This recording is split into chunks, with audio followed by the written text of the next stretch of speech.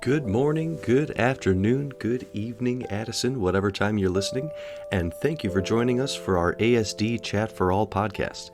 We have lots of fun and exciting things on the horizon for Addison School District 4, and this podcast allows us the opportunity to connect with our parents and guardians, families, and community to celebrate our students, their accomplishments, and so much more. Your hosts for this podcast are ASD4 Superintendent Dr. Nick Sutton and myself, Dean Constantopoulos. You interested in hearing more about what's going on in District 4? Come on in and have a chat.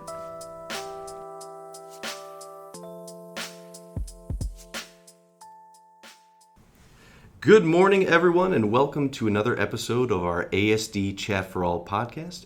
I'm here on this lovely Friday morning. I'm Dean Constantopoulos, one of your hosts, and I'm here with my co-host, Dr. Nick Sutton. Nick, how are we doing on this fine Friday morning? I'm good. Life is good. It is nice out. We're inching our way towards the start of school. That's right.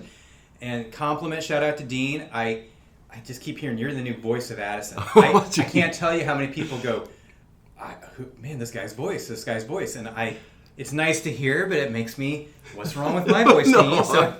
Well, thank you, everybody, but, there are two hosts here and a guest, Lord. So, let's give everybody their chance to shine here, folks. Addison, all right, well, and on that note, we do have a third person here with us, joining us, that would have a lot of great information for us. If you'd like to introduce yourself. Hi, everybody. Dan Medina, your ACPTA, Addison Council PTA president, and I am very happy to be here today. So thank you for the invite. Very welcome. Awesome. Well, thank you so much for joining us, Dan. We're really happy to have you here. So let's just hop right in and ask the first question here. So tell us a little bit about your time in Addison, working here in Addison, living here. What does living in Addison mean to you? So I moved into Addison roughly about 5 years ago. Came from another suburb out west a little bit. Born and raised in Chicago, so I was very eager when I turned 18 to move out of the city. Mm-hmm. That's what prompted me to kind of move out west here to the suburbs. Why did we choose Addison? My wife and I chose Addison because her parents live in Itasca.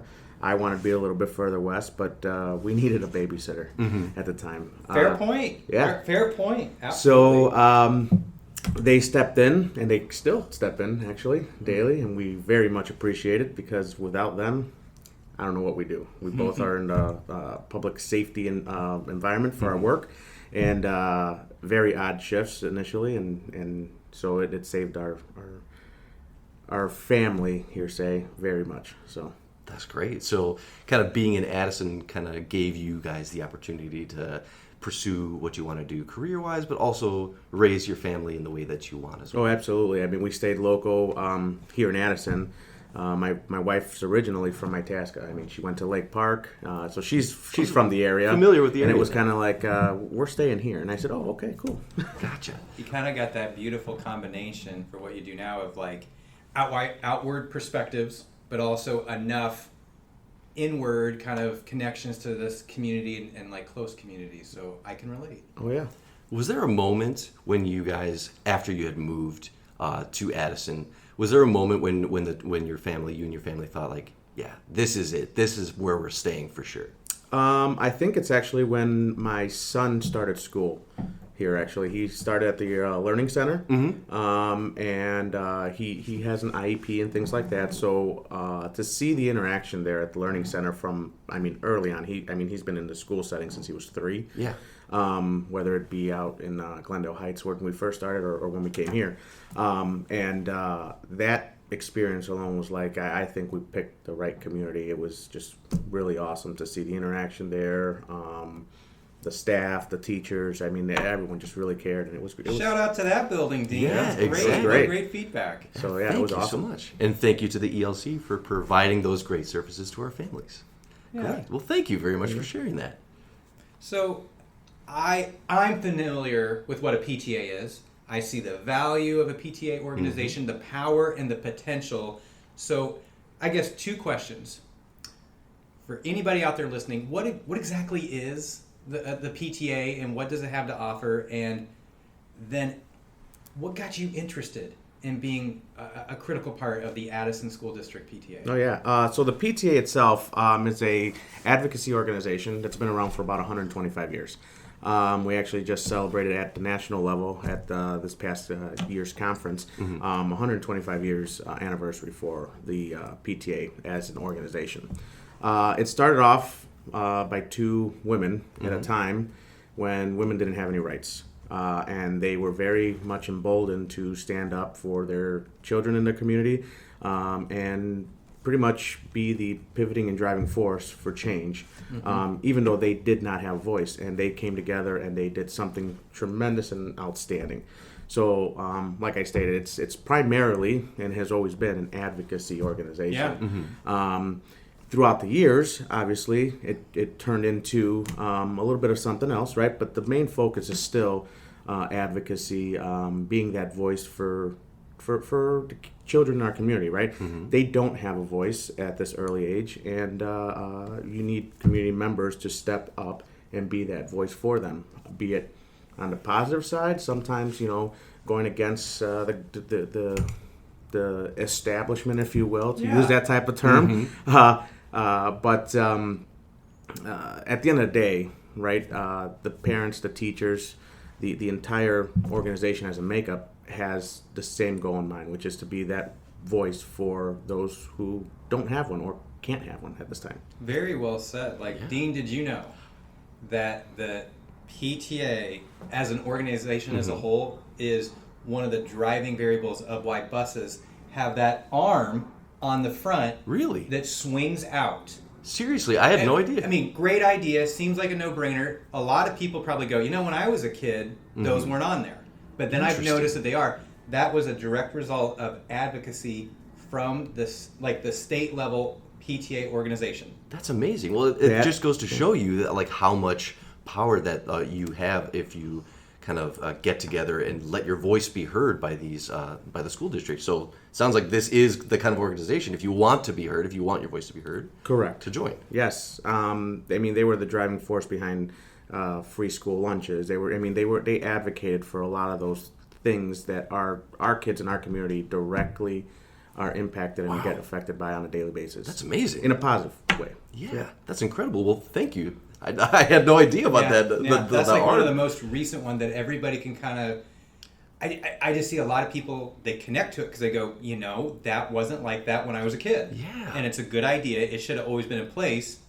I guess I never really wondered where that came from universally. Yeah, that's so cool. I wonder, I'm interested now to look up what the other things that the PTA has kind of gotten into for our schools. So from a national standpoint and even a state standpoint, there is a advocacy platform that gets voted on annually at our conventions, and how we are going to whether back this or back that. Now, so the PTA doesn't back any political party, any political affiliation, or anything like that. We back ideas, right? We back thought process. So if a candidate comes and says, well, I have this idea and this notion, we can help assist in, and it aligns with our platform, right?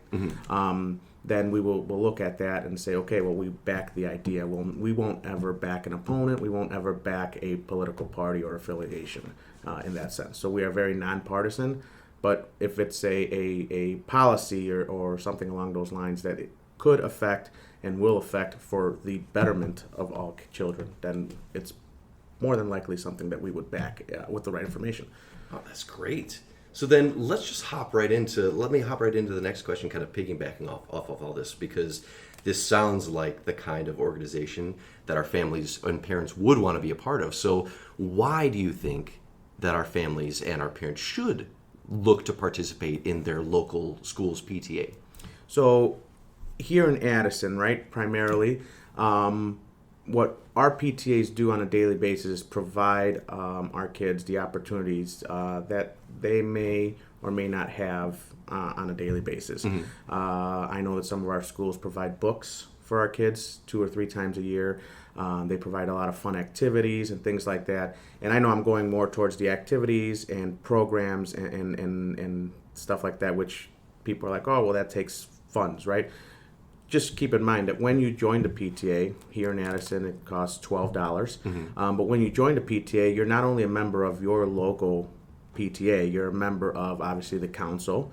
You're a member of the state PTA, Illinois PTA, and you're also a member of national. So those $12 buys you a membership in 3 organizations, 4 if you count the council, right?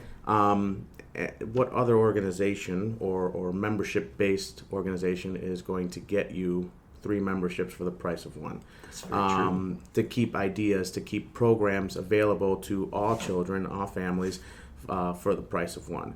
Right now, National has a very big platform and a lot of wealth of knowledge on mental health. And it's not just mental health, it's all kinds of things that would segue from mental health. That's geared towards the family first, and then the school setting and faculty and things like that second. So, and it's free. You can log on. That portion of it you do not need to have a sign-on for to access all that. And if the main topic up top doesn't call to what your needs are, you can keep scrolling down and something may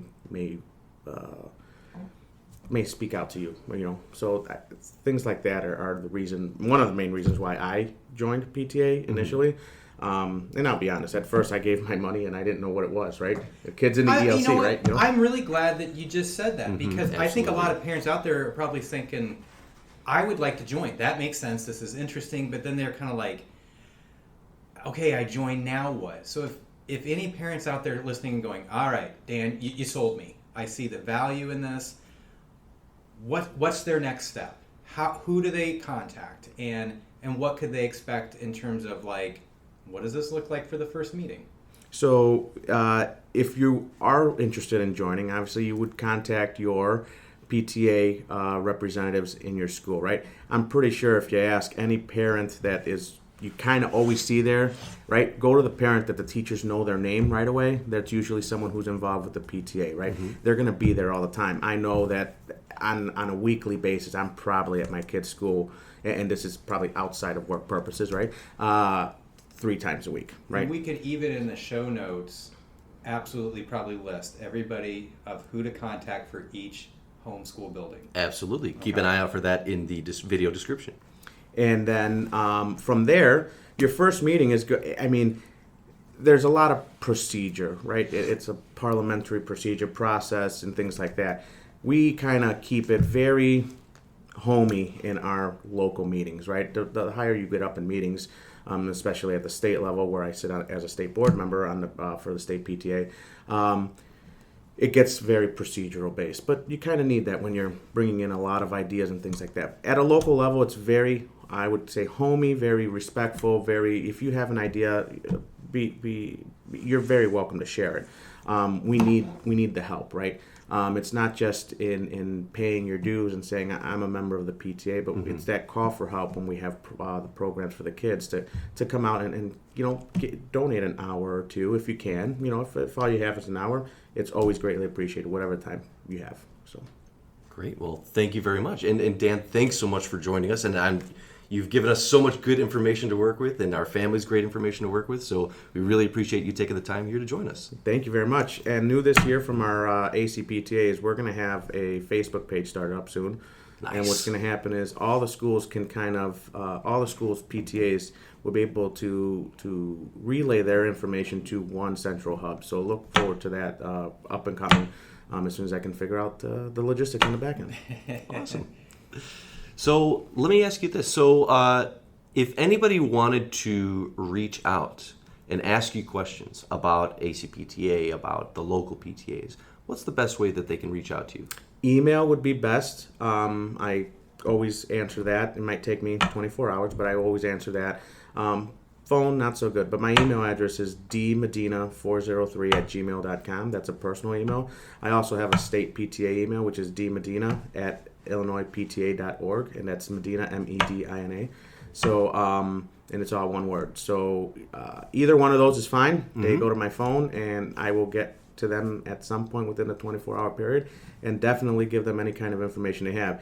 What I would also do is, if they can include what school they're with, so I can include their board members from that school, and then if the board member wanted to respond back to them, or hey, I know that person, then they can kind of take the contact, keep going that way, so they can build that relationship with their local unit or future local unit. Awesome. I love that. Well, thank you very much. And Nick, so same question to you. If anybody wants to reach out to you about the podcast or anything like that, any kind of information they need, what's the best way to reach out to you? I would love that. We can talk all things Addison or even stuff about this episode. Preferred method is on Twitter, at Dr. Nick Sutton. What about you, Dean? If somebody has an idea for a podcast, PTA are all wonderful things about Addison. How do they contact you? Best way is also Twitter. That's going to be at Addison SD4. And so thank you all so much for listening. Dan, thanks again for joining us. Thank you for having me. And stay tuned for next time. Thank you for tuning in to our ASD Chat for All podcast. Check us out at www.asd4.org, Spotify, or wherever you listen to podcasts for more. We'll be back soon with another episode, so stay tuned.